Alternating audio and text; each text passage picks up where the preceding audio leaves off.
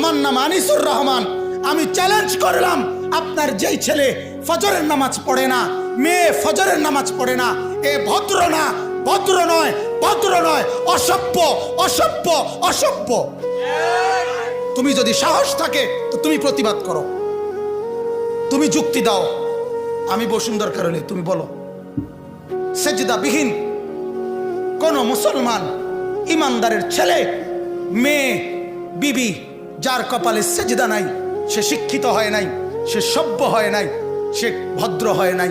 আল্লাহ কোরআনে বলছে, ইবলিসকে, ইবলিস তুই সেজদা করলি না, অহংকার করেছিস, তুই বের হ আমার থেকে। জন্য যে সেজদা করে না সে অহংকারী, আর অহংকারীকে ভদ্র বলে না। কথা বলেন না কেন? অহংকারীকে কি বলে না? ভদ্র বলে না।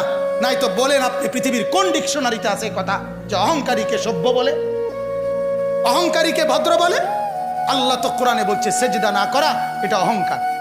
এটা কি বলেন না? তাইলে অহংকারী কি ভদ্র হয়? অহংকারী কি সভ্য হয়? অতএব ছেলেকে ভদ্র বানান, ছেলেকে সভ্য বানান। পড়েন আপনি, কোনো সমস্যা নাই। বাংলা পড়েন, অঙ্ক পড়েন, ইংরেজি পড়েন, পদার্থ পড়েন, জীববিজ্ঞান পড়েন, হিমালয় পর্বত ফুরাটা ফইরা বাইতে যাই পড়েন, কোনো মানা নাই। আটলান্টিক মহাসাগর পইরা বাইতে নালান, কোনো আপত্তি নাই। কিন্তু কোরআন বাদ দিলেন কেন? সেজদা বাদ দিলেন কেন? গোলামি বাদ দিলেন কেন? বন্দিগি বাদ দিলেন কেন? আল্লাহকে ছেড়ে দিলেন কেন? আল্লাহর সাথে দুশ্মনী কেন?